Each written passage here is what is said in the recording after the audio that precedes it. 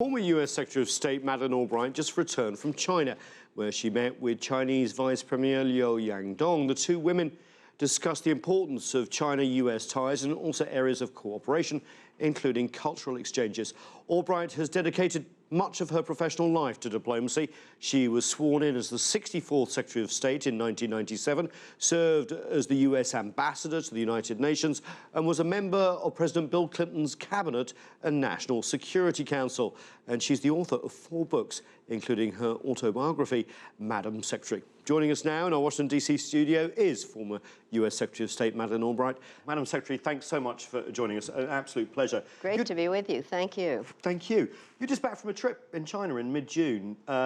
You've been going to China a lot. What are your perceptions of when you first went to China and China now? Oh, so many differences. I went to China in 1978, before normalization. Wow. And I remember walking through Shanghai and everybody paying attention to my shoes, primarily. And then I've been any number of times. While I was secretary, I went to China 5 times in 4 years, and I've gone many times since. And so it's like an entirely different place in terms of the modernity, the exuberance, the great building, all kinds of things, totally different. Obviously, China's rapid rise has created questions for the United States. A lot of developing countries don't necessarily have to rely on sort of the post-war US-dominated economic model. That creates some problems for US-China relations, correct? Well, I believe that the US-China relationship is the most important relationship of the 21st century. But like any relationship of that size, it has a number of dimensions. And so there are some areas where we can really cooperate greatly. Where exactly? Well, I think in terms, actually, our economies really are very interdependent. 600 billion a year and growing. An awful lot, and in the number of the trade and the jobs and a number of things that require some coordination. Also, in issues that multilateral ones that we have in common. For instance, climate change, the fact that Xi Jinping and Obama signed a climate change agreement, dealing with nuclear proliferation issues, dealing with pirates and a number of different things. I think we do have a lot of things we can do together. We do, however, have some real competition and difficulties, and those are the things that we have to look out for. Yeah, we've seen some differences recently in the South China Sea, for example. China says that it has always said it will settle these disputes bilaterally with other nations, but we have the US coming in with military exercises and freedom of navigation operations. Do you think tensions are on the rise? Do you think the US should be part of this, considering they're not an Asian power? We are an Asian power.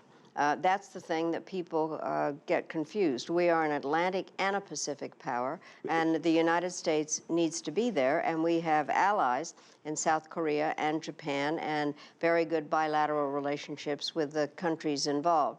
I do think that I am worried, frankly, that tensions exist at all, but certainly that there could be some accident.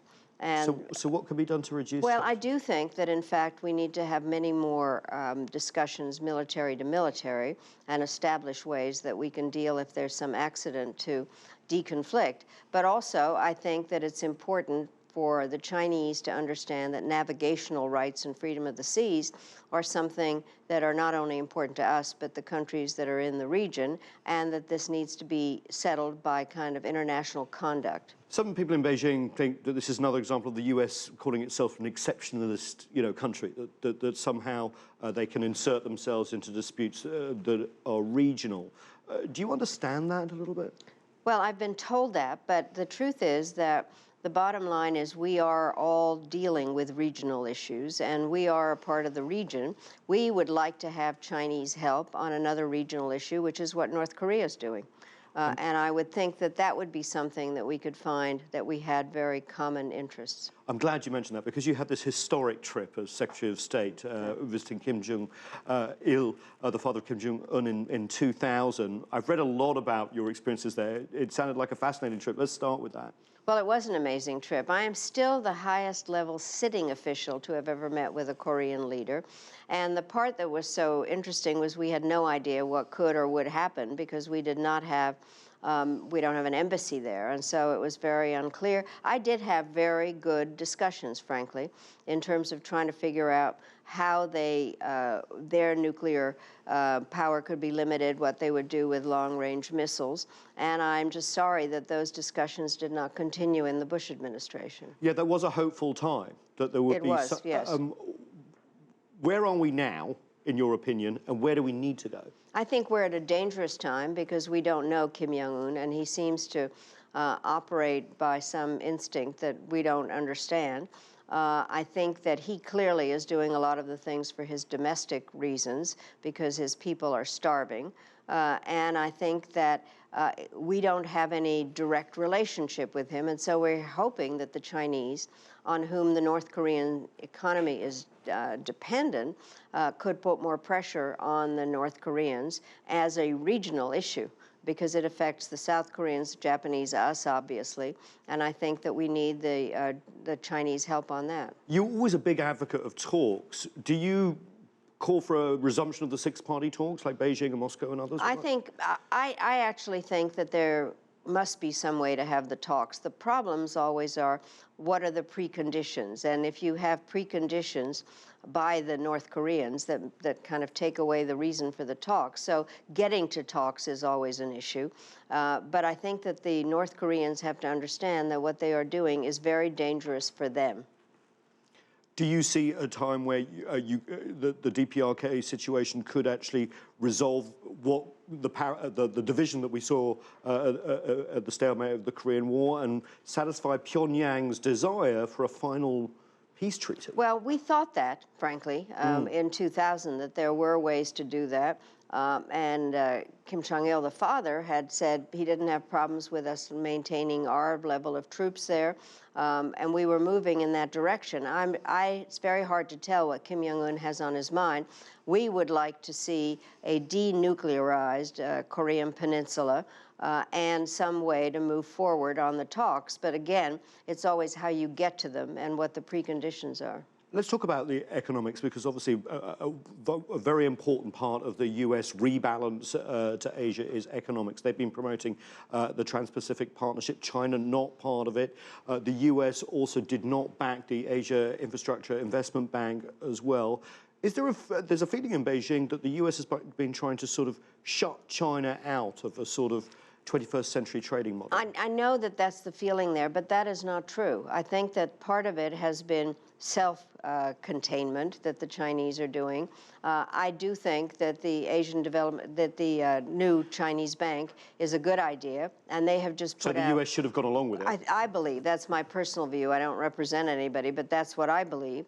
And what has happened now is I think that we have supported it. They have done, as I've just read, 4 new projects where they've put out that they're doing with the help of other international banks. And I think that it is important to do that. And I do wish that the United States, my own view, is should have joined it earlier. Do you think the US is missing the boat by not getting involved in the huge demand for Asian infrastructure development, of which the Chinese recognize? Well, it depends on what it actually is. And the Chinese do have their own agenda, which is the One Belt, One Road, where they are building. I think it would be worth having productive discussions about that to see what could be done.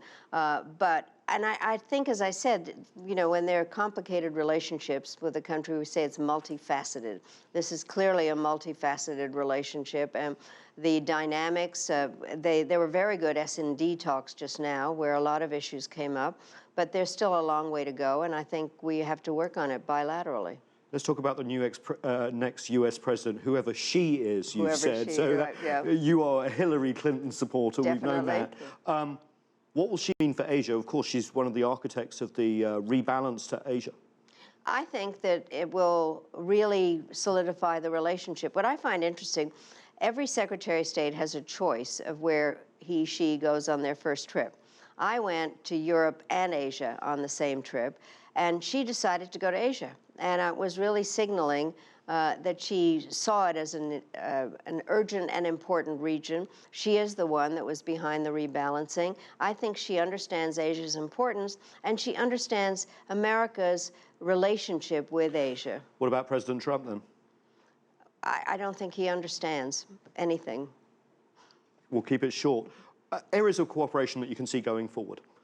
You'd mentioned the climate agreement between the US and China before the Paris talks. How instrumental is that in getting the world to wake up to climate change and implement what happened in Paris? And where other areas can you see a 21st century new model of great power relations? Well, I think on climate change, one of the issues when we were in office was the question of why China, which was one of the greatest emitter of emissions, was not a part of it. And kind of the story was, you guys created all this, now you're expecting us to not be able to have the same chance. I think by signing on to the Paris Agreement, it showed a sense of responsibility and understanding. Countries are implementing it in their own way.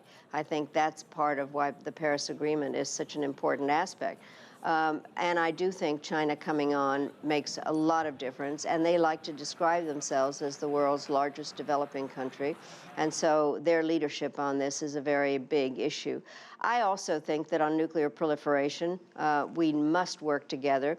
They did play a role in the Iran nuclear agreement as part of the P5+1. And as we just talked about North Korea. I think also that there are issues that are out there now, like combating spreading disease, where there are Zika, all those kinds of aspects. Also, while it's a different group of refugees and migrants, I think we're dealing with a worldwide problem. So there are issues that we can and should be doing together. I'm so glad you brought up the refugee issue because there's so much hostility in the world about refugees and movement of people at the moment. And you're a big advocate of creating cross-cultural exchanges, people-to-people exchanges. We have the 100,000 strong initiative here. How more can China and the US do that? Well, let me just say, one of the things I just did on my last trip was to go to Nanjing, where Johns Hopkins University and Nanjing University have a common program that's 30 years old at this point. And a lot of it has to do with cross-cultural educational exchanges. I also met with Vice Premier Liu, and she is in charge of cultural exchanges, education, health. And so she plays a pivotal role in this. And I do think that the next generation will be better at understanding each other, and that comes through cultural exchanges. So I fully, fully believe in that. Lots of Chinese coming here to study, not as many Americans going to China. That could be a disadvantage going forward. I think that's too bad, and I do know that there are a lot of students that like to go on those things, and so I think that having common programs is the best way to push. You're famous for your brooches that you wear everywhere, and they always have a little symbol. Can you tell us a little bit about the one you're wearing, and ones that you've worn before when you've met Chinese leaders? Well, this is a day where I kind of think it's a beautiful day, and spring flower is nice. But while I was in China just now, I'm very careful always about what is the symbol of the year, and this year's symbol is monkeys.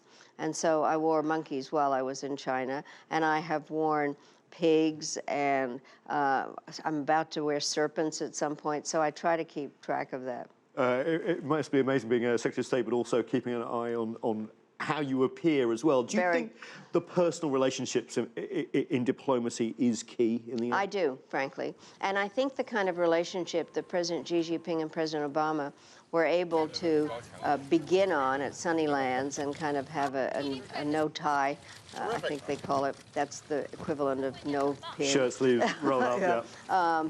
And I think that it helps, because sometimes it's only when a president and they can pick up the phone, they understand each other. Obviously, there have to be more relationships than just the top one.